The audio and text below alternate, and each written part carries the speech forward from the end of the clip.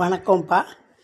இப்போது butter beans குழம்பு எப்படி வைக்கிறதுன்னு உங்களுக்கு வீடியோவாக போட்டிருக்கேன், பாருங்கள்.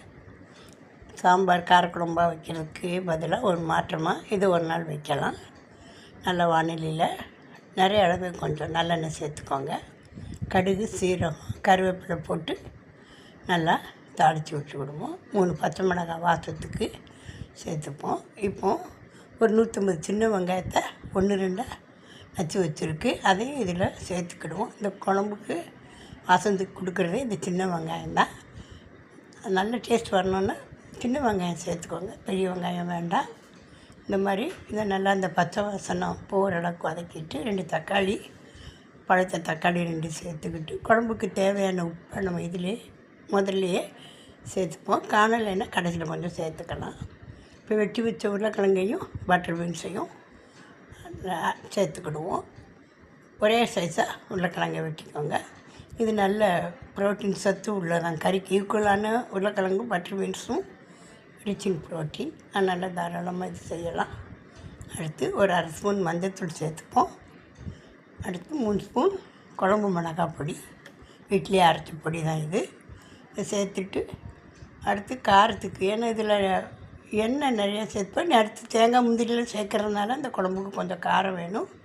எக்ஸ்ட்ரா ஒரு 1/4 ஸ்பூன் வத்தத்தூள் சேர்த்துப்போம். இது எல்லாம் நல்லா பச்சை வாசனை போகிற அளவுக்கு நல்லா வதக்கிட்டு, இதில் இன்னொன்று என்ன ஒரு புதுசுன்னா, நீங்கள் அரிசி களைஞ்ச தண்ணி தான் நாங்கள் இதில் ஊற்றுவோம். இது 2வது அரிசி களைஞ்ச தண்ணி. முதல் தண்ணியை கீழே ஊற்றிடுங்க. 2வது தண்ணியை இப்படி ஊற்றினா அது ஒரு சத்தும் கூட ஒரு டேஸ்ட்டும் கொடுக்கும் நல்லா. இப்போ குழம்பு இது மாதிரி கொட்டி வச்சுட்டு மூடி போட்டு எடுத்தால் இந்த மாதிரி நல்லா வெந்து வந்திருக்கும், எண்ணெய் பிரிஞ்சு. இந்த டயத்தில் ஒரு 2 சில் தேங்காய், ஒரு 10 முந்திரி, 1 ஸ்பூன் சோம்பு, இவ்வளோதான் இதில் சேர்க்குற ஒரு ஸ்பைசஸ். வேறு கிராம்பு, ஏலக்காய் இதெல்லாம் நம்ம இதில் சேர்க்குறது இல்லை, பிரிஞ்சி இலை இதெல்லாம். இப்போ அதை நல்லா ஃபைன் பேஸ்ட் அரைச்சிட்டு குழம்போட சேர்த்து நல்லா வெட்டி கொதிக்க விடுங்க. நல்லா வெந்து எண்ணெய் பிரிஞ்சு வரும்போது குழம்பு ரெடி ஆயிரும். நல்லா ஜாரை கழுவி தண்ணி அதில் நம்ம சேர்த்துப்போம். கொஞ்சம் கழிச்சு பாருங்கள். இப்போ குழம்பு மூடி போட்டு ஒரு 10 நிமிஷம் இதுக்கு டைம் கொடுப்போம். 10 நிமிஷம் கழித்து பார்த்தோன்னா நல்லா குழம்பு ரெடியாக இருக்கும்.